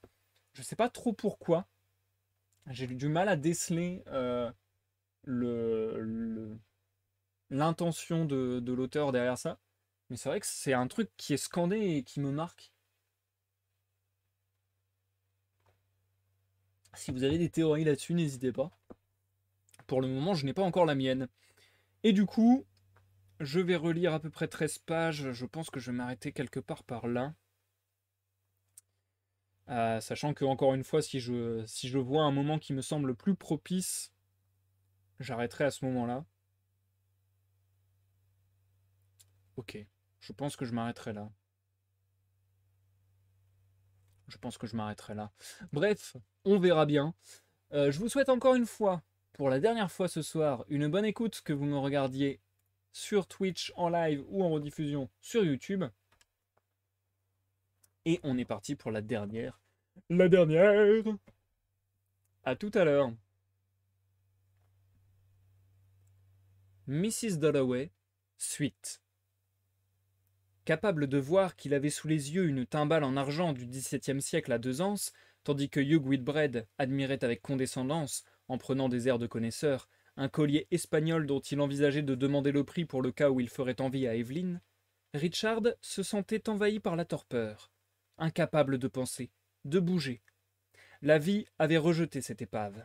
Des vitrines pleines de pacotilles, et l'on se tenait là tout raide à écarquiller les yeux avec la léthargie des vieillards, la rigidité des vieillards. Evelyn Whitbread aurait peut-être envie d'acheter ce collier espagnol. Oui, peut-être. Richard ne put réprimer un bâillement. Hugh entrait dans la boutique. Absolument, dit Richard, lui emboîtant le pas. Dieu sait qu'il n'avait pas envie d'aller racheter des colliers avec Hugh. Mais le corps subit des courants. La matinée et l'après-midi se rencontrent. Flottant comme un frêle esquif sur des flots profonds, l'arrière-grand-père de Lady Breton et ses mémoires et ses campagnes en Amérique du Nord furent submergés et s'enfoncèrent. Et Millicent Breton aussi. Elle coula. L'avenir de l'émigration au Canada, Richard s'en fichait comme d'une guigne. Et aussi de cette lettre, de savoir si elle serait publiée ou pas. Le collier se déployait entre les doigts admirables de Hugh. Au moins, qu'il les donne à une femme, s'il fallait à tout prix qu'il achète des bijoux. À n'importe quelle femme qu'il croiserait dans la rue. Car Richard était saisi par l'inanité de cette vie. Acheter des colliers pour Evelyn. S'il avait eu un fils, il lui aurait dit « Travaille, travaille !» Mais il avait son Élisabeth, et il adorait son Élisabeth. « Je voudrais voir Mr. Dubonnet, » dit Hugh sur son ton sec et mondain. Apparemment, ce Mr. Dubonnet avait les mesures du cou de Mrs. Whitbread, et même, ce qui était plus étonnant, il connaissait son sentiment en matière de bijoux espagnols, et la liste de ce qu'elle possédait en ce domaine. Hugh, lui, n'en avait qu'une vague idée. Tout cela paraissait à Richard Dalloway d'une extrême étrangeté, car lui-même ne faisait jamais de cadeaux à Clarissa, à part un bracelet 2 ou 3 ans plus tôt, qui n'avait pas eu grand succès. Elle ne le portait jamais. Ça lui faisait de la peine de se rappeler qu'elle ne le portait jamais. Et tout comme un fil d'araignée, après avoir erré ici et là, finit par s'attacher à la pointe d'une feuille, de même l'esprit de Richard, sortant de sa léthargie, finit-il par se fixer sur sa femme, pour qui Peter Walsh avait eu une telle passion. Richard avait eu d'elle une brusque vision. Là, au déjeuner, d'elle, Clarissa et de lui, de leur vie commune. Il attira vers lui le plateau de bijoux anciens, et prenant pour la regarder une broche, puis une bague. « Cela vaut combien » demanda-t-il, pas trop sûr de son choix. Il voulait, quand il ouvrirait la porte du salon, avoir quelque chose à offrir, un cadeau pour Clarissa. Oui, mais quoi? Hugh, pendant ce temps-là, avait repris la parole. Il était incroyablement pompeux. Enfin, tout de même, il était client de cette maison depuis 35 ans. Il n'allait pas se laisser faire la loi par un blanc-bec qui ne connaissait rien à rien. Car apparemment, Mr. Dubonnet n'était pas là, et Hugh refusait d'acheter quoi que ce soit en dehors de la présence de Mr. Dubonnet. Sur quoi le jeune homme rougit et fit un petit salut des plus corrects. Personne ne faillit à la correction. Mais Richard n'aurait jamais au grand jamais pu dire une chose pareille. Que les gens puissent supporter une telle morgue, cela dépassait son entendement. Hugh devenait de plus en plus insupportablement poseur. Au bout d'une heure, Richard Dalloway n'en pouvait plus de sa compagnie. Soulevant son chapeau pour prendre congé de lui, il tourna au coin de Conduit Street, ayant hâte, oui vraiment hâte, de parcourir le fil d'araignée qui le rattachait à Clarissa. Il allait aller tout droit à Westminster pour la retrouver. Mais il voulait arriver avec quelque chose dans les mains. Des fleurs? Oui, des fleurs, puisqu'avec les bijoux il n'était pas sûr de son choix. Plein de fleurs, des roses, des orchidées, pour célébrer ce qui, de quelque point de vue qu'on le considère, représentait un événement. Ce sentiment à son égard qu'il avait éprouvé en pensant à elle, pendant le déjeuner, lorsqu'ils avaient parlé de Peter Walsh. Eux deux ne se le disaient jamais, ne se l'étaient pas dit depuis des années. Ce qui, se dit-il en attrapant ses roses rouges et blanches, un gros bouquet dans du papier de soie, est la plus grande erreur qui soit. Vient un moment où l'on ne peut plus le dire. On est trop timide pour ça, se dit-il en empochant sa petite monnaie, en repartant avec son gros bouquet qu'il serrait contre lui. pour Westminster, où il allait déclarer tout de go, en un mot commençant, tant pis pour ce qu'elle penserait de lui, en lui tendant ses fleurs. Je t'aime. Pourquoi pas? Franchement, c'était un miracle, quand on pensait à la guerre, et à ces milliers de pauvres types, avec en principe la vie devant eux, qu'on avait mis au trou, et à qui on ne pensait déjà plus. Lui, regardez, il traversait Londres pour aller dire à Clarissa, en un mot commençant, qu'il l'aimait. Chose qu'on ne dit jamais, pensa-t-il, en partie par paresse, en partie par timidité. Et Clarissa, il lui était difficile de penser à elle, sauf par à-coups comme au déjeuner, lorsqu'il avait eu une vision d'elle si nette et de leur vie. Il s'arrêta au croisement, et il répéta, car il était par nature simple, plutôt innocent, en homme qui a fait des randonnées, qui a tenu un fusil, car il était entêté et opiniâtre, en homme qui a soutenu la cause des opprimés et suivi son instinct à la Chambre des communes, car il était protégé par sa simplicité, et en même temps plutôt taciturne, plutôt raide. Étant tout cela, il répéta que c'était un miracle qu'il ait épousé Clarissa. Sa vie entière était un miracle, pensa-t-il, hésitant à traverser. Mais ça le mettait hors de lui de voir des gosses de 5 ou 6 ans traverser Piccadilly tout seuls. La police aurait dû immédiatement arrêter la circulation. Oh, il ne se faisait pas d'illusions sur la police londonienne. Il avait une liste longue comme ça de leurs fautes professionnelles. Et ces marchands de 4 saisons, à qui on ne permettait pas de garer leurs voitures dans les rues, et les prostituées, Dieu sait que ce n'était pas à elles qu'il fallait s'en prendre, ni aux jeunes gens, mais à notre système social détestable, etc. Il ruminait tout cela. On pouvait le voir ruminer tout cela, silhouette grise, obstinée, élégante, soignée, cependant qu'il traversait le parc pour aller dire à sa femme qu'il l'aimait. Car il le lui dirait, en un mot commençant, dès qu'il entrerait dans le salon. Car c'est 1000 fois dommage de ne jamais dire ce qu'on ressent, se dit-il, en traversant Green Park, et en observant avec plaisir qu'à l'ombre des arbres des familles entières, des familles pauvres prenaient leurs aises, avec des enfants les 4 fers en l'air, ou buvant au biberon, des sacs en papier qui traînaient, et que pouvait facilement ramasser, si cela dérangeait les gens, un de ces gros types en livrée. Car il était d'avis d'ouvrir aux enfants, pendant les mois d'été, tous les parcs, tous les jardins publics, l'herbe du parc, tantôt luisant d'un faible éclat, tantôt décolorée, éclairant les pauvres mères de Westminster et leurs bébés à 4 pattes, comme si on avait promené une lampe jaune par en dessous. Mais qu'est-ce qu'on pouvait faire pour des vagabondes comme cette pauvre femme allongée sur un coude, comme si elle s'était jetée contre terre, libérée de tout lien, pour observer avec curiosité, pour s'interroger avec hardiesse, pour considérer le pourquoi et le comment des choses, effrontée, faisant la lippe, narquoise. Oui, que faire? Mystère. Portant ses fleurs comme une arme, Richard Dalloway s'approcha d'elle. Absorbé dans ses pensées, il la dépassa. Pourtant il y eut une fugitive lueur d'intelligence entre eux. Elle rit à le voir, et il sourit avec gentillesse, pensant au problème des femmes sans abri, 2 personnes qui ne s'adresseraient jamais la parole. Mais il dirait à Clarissa qu'il l'aimait, en un mot commençant. Il lui était arrivé jadis d'être jaloux de Peter Walsh, jaloux de lui et de Clarissa. Mais elle lui avait souvent dit qu'elle avait eu raison de ne pas épouser Peter Walsh. Ce qui, si on connaissait Clarissa, était l'évidence même. Elle avait besoin d'être soutenue. Ce n'était pas qu'elle fût faible, mais elle avait besoin qu'on la soutienne. Quant à Buckingham Palace, comme une vieille prima donna tout en blanc face à son public, on ne peut lui dénier une certaine dignité, se laissa-t-il aller à penser. On ne peut pas mépriser ce qui représente, après tout, pour des millions de gens, une petite foule était rassemblée devant les grilles pour voir sortir le roi dans sa voiture, un symbole, si absurde soit-il.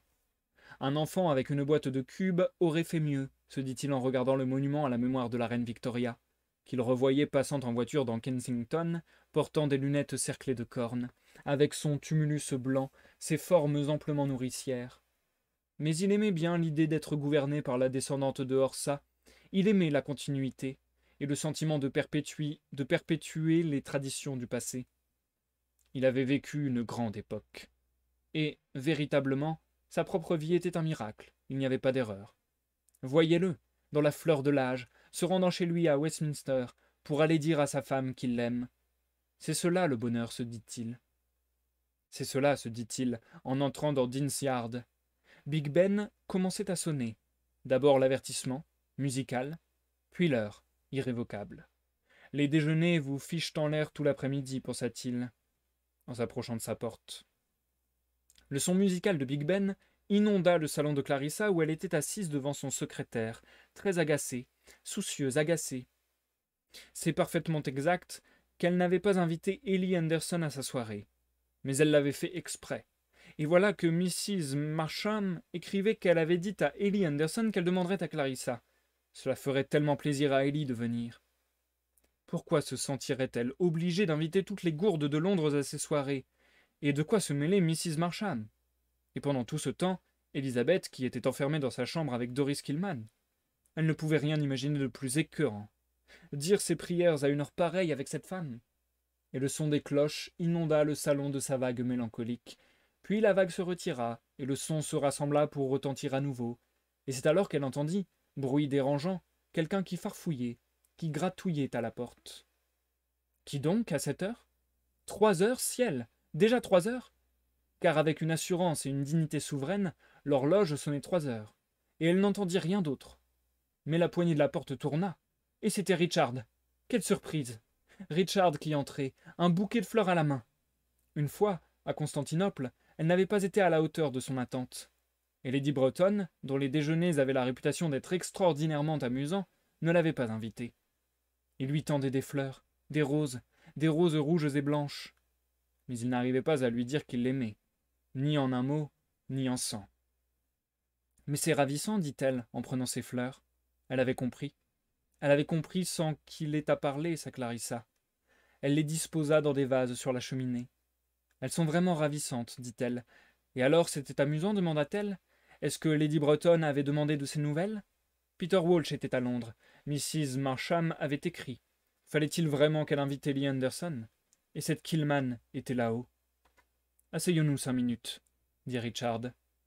La pièce avait l'air vide. Toutes les chaises étaient repoussées contre le mur. Qu'est-ce qui s'était passé? Ah, c'était pour la soirée. Non, non, il n'avait pas oublié la soirée, bien sûr. Alors Peter Walsh était à Londres. Oui, oui, il était passé la voir. Et il allait demander le divorce. Et il était amoureux d'une femme là-bas. Et il n'avait pas changé d'un iota. Elle était là, occupée à raccommoder sa robe. En pensant à Burton, dit-elle. Et Hugh était là au déjeuner, dit Richard. Elle l'avait rencontré, elle aussi. Il devenait insupportable. Il achetait des colliers à Evelyn, plus gros que jamais, poseurs, imbuvables. Et je me suis dit par devers moi, et j'aurais pu vous épouser, dit-elle, en pensant à Peter, assis là avec son petit nœud papillon, avec son couteau de poche qu'il rouvrait et qu'il refermait, semblable à lui-même, toujours le même. Justement, au déjeuner, il parlait de lui, dit Richard. Mais il n'arrivait pas à lui dire qu'il l'aimait. Il lui tenait la main. C'est cela le bonheur, se dit-il. Ils avaient écrit une lettre au Times pour Millicent Breton. C'est à peu près tout ce que Hugh était capable de faire. Et notre chère Miss Killman demanda-t-il. Clarissa trouvait les roses absolument ravissantes, d'abord serrées les unes contre les autres, puis là se séparant d'elles-mêmes. Killman est arrivée à la seconde où nous finissions de déjeuner, dit-elle. Élisabeth a rougi. Elles se sont enfermées. J'imagine qu'elles doivent prier. Seigneur, ça ne l'enchantait pas, cette idée. Mais si on ne s'en mêle pas, ça finit par passer. En mackintosh, avec un parapluie, dit Clarissa. Il n'avait pas dit je t'aime, mais il lui tenait la main. C'est ça le bonheur. C'est ça, se dit-il. Pourquoi me sentirais-je obligé d'inviter toutes les gourdes de Londres à mes soirées? Demanda Clarissa. Et quand Mrs. Marsham donnait une soirée, est-ce qu'elle se mêlait d'inviter les gens chez elle? La pauvre Ellie Anderson, dit Richard. C'était bizarre l'importance que Clarissa attachait à ses soirées. Mais Richard ne savait pas au monde à quoi un salon devait ressembler. Bref, qu'est-ce qu'il allait dire? Si elle se faisait tant de soucis pour ses soirées, il ne la laisserait plus en donner. Est-ce qu'elle regrettait de ne pas avoir épousé Peter? Mais il fallait qu'il reparte. Il fallait qu'il s'en aille, dit-il en se levant. Mais il resta posé là un moment, comme sur le point de dire quelque chose, et elle se demanda ce que ça pouvait être. Pourquoi? Il y avait ces roses. Une commission? Demanda-t-elle, au moment où il ouvrait la porte. Les Arméniens, dit-il. Ou peut-être était-ce les Albanais. Et il y a chez les gens une dignité, une solitude, même entre mari et femme, un abîme. Et c'est quelque chose qu'il faut respecter, se dit Clarissa, le regardant ouvrir la porte. Car on ne se sent séparé, car on ne s'en séparerait pas soi-même, on ne l'enlèverait pas, contre son gré à son mari, sans perdre son indépendance, sa dignité personnelle, choses qui, en fin de compte, sont sans prix. Il revint avec un oreiller et un édredon. « 1 heure de repos complet après le déjeuner, dit-il, et il partit. C'était tout lui. Il continuerait à dire 1 heure de repos complet après le déjeuner jusqu'à la fin des temps, parce qu'un médecin avait un jour ordonné cela. C'était tout lui, de prendre à la lettre ce que disaient les médecins. Cela faisait partie de son adorable, de sa divine simplicité, qu'il possédait à un degré peu ordinaire, et qui lui faisait faire tranquillement ce qu'il y avait à faire, cependant que Peter et elle perdaient leur temps à se chamailler. Il était déjà à mi-chemin de la chambre des communes, pour ces Arméniens, ces Albanais, après l'avoir installé sur le sofa à regarder les roses qu'il lui avait apportées. Les gens diraient « Clarissa Dalloway est une femme gâtée ». Cela comptait beaucoup plus pour elle, ces roses, que les Arméniens. Traquée jusqu'à l'extermination, mutilée, mourant de froid, victime de la cruauté et de l'injustice, combien de fois elle avait entendu Richard répéter cela? Eh bien, non. Les Arméniens, ou s'agissait-il des Albanais, la laissaient froide.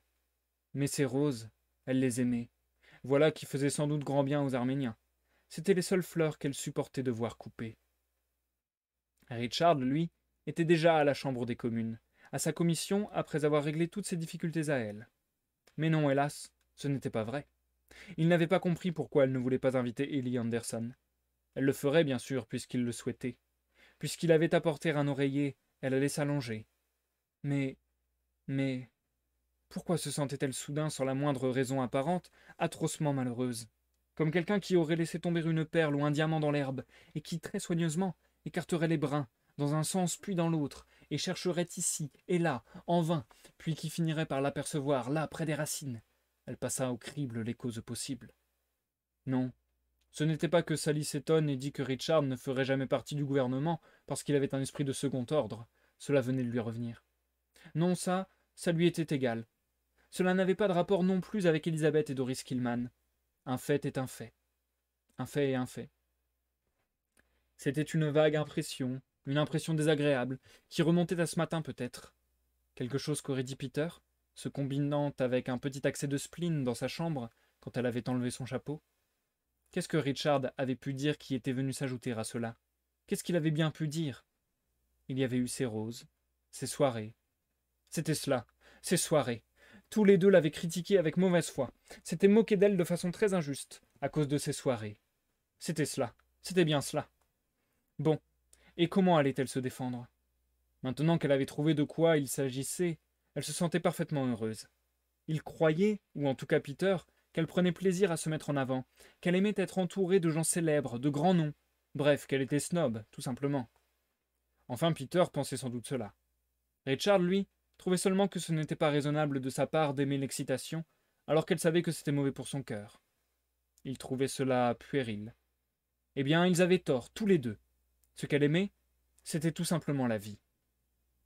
C'est pour cela que je le fais, dit-elle en parlant tout haut, à la vie. Et comme elle était allongée sur le sofa, cloîtrée, protégée, la présence de cette chose qu'elle ressentait comme si évidente se mit à prendre une existence palpable, un souffle chaud, drapé des sons qui parvenaient de la rue, ensoleillé, murmurant, soulevant légèrement les stores.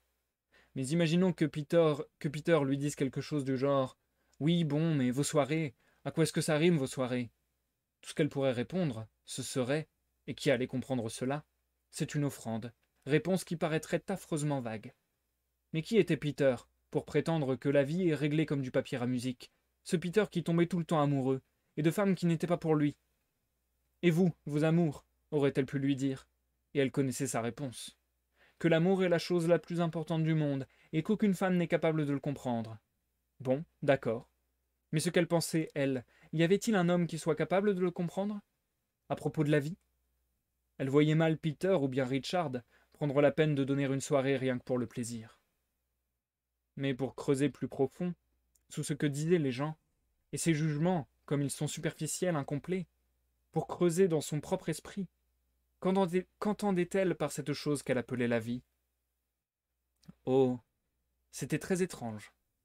Imaginons un tel à South Kensington, un tel à Bayswater, et quelqu'un d'autre, disons, à Mayfair.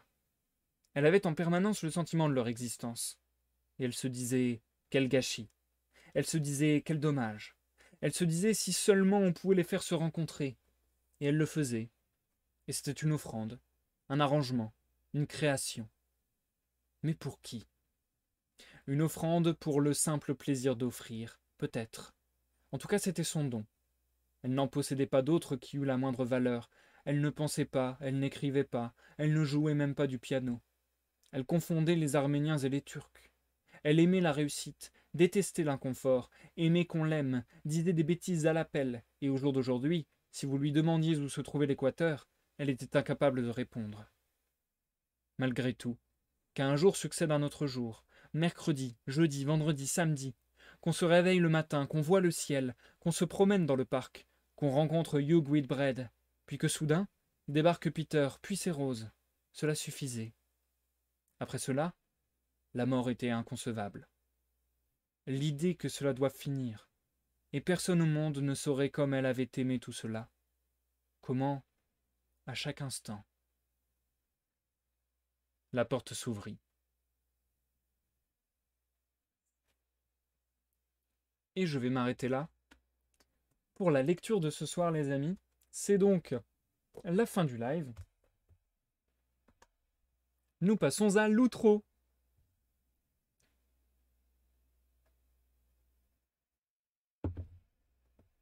J'ai grave kiffé. J'ai grave kiffé ce passage. Du coup, my bad, et tant mieux quelque part. On a fait un petit détour par Hugh, un petit détour par Richard, et on est finalement revenu sur cette fin de lecture vers Mrs. Dalloway. Et ça me fait trop plaisir parce que, comme je vous le disais plus tôt dans le live, j'avais peur que ça ne soit plus le cas. J'ai beaucoup apprécié ces passages-là parce que je trouve qu'ils décrivent la psychologie des personnages de manière hyper intelligente, hyper fine, par des petites astuces d'écriture. C'est vraiment très bien fait. Le fait que Richard trouve les démonstrations d'amour en quelque sorte un petit peu concon et pas pour eux et ainsi de suite, et que ils n'ont pas besoin de ça et ainsi de suite, mais qu'en fait il arrête pas d'y penser, et que pendant tout le chapitre, enfin le chapitre c'est pas un chapitre, mais pendant tout le passage, régulièrement il se redit qu'il va lui dire je t'aime en un mot commençant et ainsi de suite. Je trouve ça hyper intéressant, hyper bien fait, parce que ça démontre complètement la manière de fonctionner du cerveau.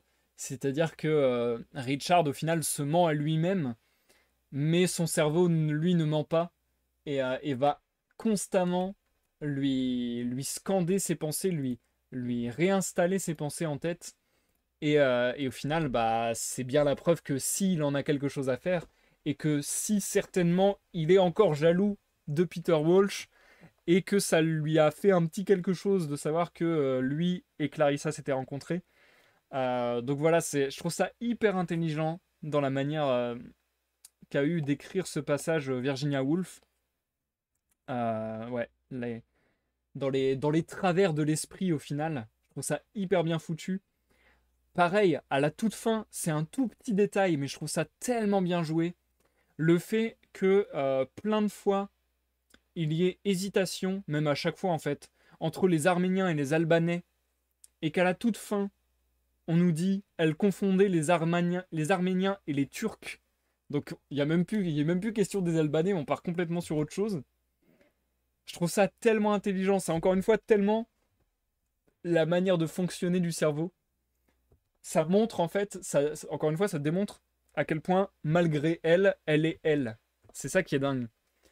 À quel point, malgré elle et malgré ce qu'elle pense savoir, elle peut se faire duper et contrecarrer en quelque sorte par son cerveau. Donc je trouve ça vraiment cool, parce que là, tout le passage qu'on a lu, je trouve, est plein de cette idée-là. Et plein de l'idée que les personnages pensent savoir ce qui leur arrive, ont leurs croyances, ont leurs idées de ce qu'ils sont eux-mêmes et ainsi de suite. Et qu'en fait, leur cerveau est capable de les trickser, et que c'est difficile de déjouer leur cerveau, alors que pour un lecteur externe, c'est hyper flagrant, hyper limpide qu'en fait ils se mentent un peu à eux-mêmes et qu'ils se jouent un peu d'eux-mêmes et qu'ils se refusent un petit peu de s'avouer certaines choses et ainsi de suite. Je trouve ça hyper bien écrit, je trouve ça vraiment hyper intelligent. Et du coup ça développe une histoire aussi très intéressante parce que on voit un peu plus clairement se dessiner le triangle amoureux Richard, Clarissa et Peter. Et je le trouve assez intéressant parce que c'est pas non plus trop. C'est pas dégoulinant de sentimentalisme, etc. Euh, c'est assez sobre, etc. Mais il y a quand même une réflexion hyper profonde et une analyse hyper précise, je trouve, des personnalités des personnages. Euh, et j'aime trop aussi la fin, justement, où Mrs. Dalloway, elle s'est posé la question peut-être de est-ce qu'elle a bien fait de ne pas être avec Peter et que ça aurait jamais marché entre eux et ainsi de suite, etc. Bref. Et là, elle se pose la question de ce qui va pas et elle refuse de se laisser dicter ce qui ne va pas par la société ou le regard des autres. Elle se refuse à se dire je vais être de mauvaise humeur pour ce que les autres pensent que je suis de mauvaise humeur. Bon, ce que mes phrases ne veulent rien dire, elles sont trop mal agencées, bref, excusez-moi, mais je trouve ça hyper bien foutu qu'elle s'énerve pour au final une autre affaire que ça.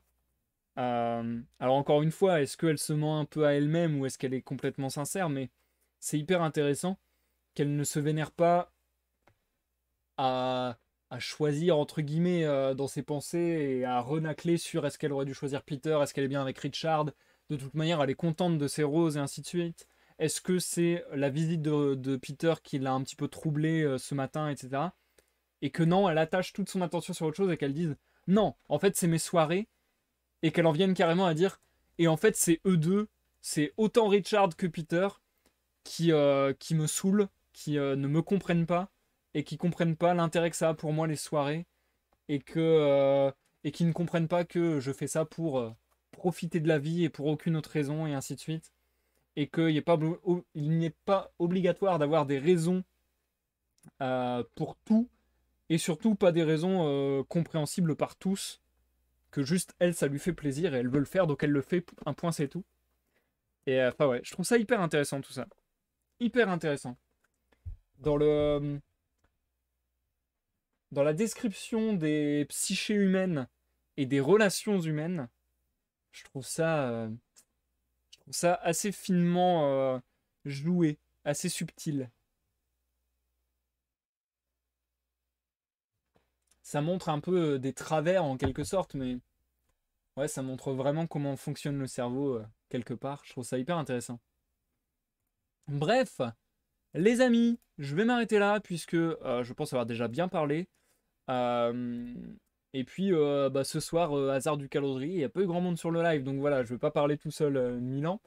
Merci à Lola Lune d'être passé, merci Charlie d'avoir follow encore une fois. Je vais vous souhaiter à tous une bonne fin de semaine. Je ne vous reverrai plus avant potentiellement dimanche 21h minuit pour une veillée sur mon Discord. Pour ceux que ça intéresse, je me tiens à disposition en vocal de 21h à minuit minimum. Et on discute, on joue à des jeux de société, on joue à des jeux par navigateur, etc. etc. Sinon, n'hésitez pas sur cette rediffusion YouTube à laisser un like ou un dislike selon votre appréciation de la vidéo, de la lecture, à laisser des commentaires, à vous abonner, etc. Et je vous donne rendez-vous dès la semaine prochaine, mardi, vendredi, pour la suite de la lecture de Mrs. Dalloway de Virginia Woolf. Et puis, comme je le disais, moi je continue à travailler sur la publication de mon bouquin. Je pense arriver doucement mais sûrement au but, au terme de ce travail, de cette expérience. Je vous tiens au courant et vraisemblablement il y aura une reprise des lives un peu plus intensive une fois que j'aurai passé ce cap ou que je serai bien avancé dans le processus. Donc voilà, je vous tiens au courant sur les réseaux sociaux comme d'habitude tous les lundis pour le programme de la semaine des lives. Voilà, voilou. Allez, cette fois-ci c'est la bonne. Je vous dis bonne soirée, bonne nuit, et à la prochaine pour une prochaine lecture, une prochaine découverte, une prochaine partie de gaming, ou que sais-je encore. Et bye bye!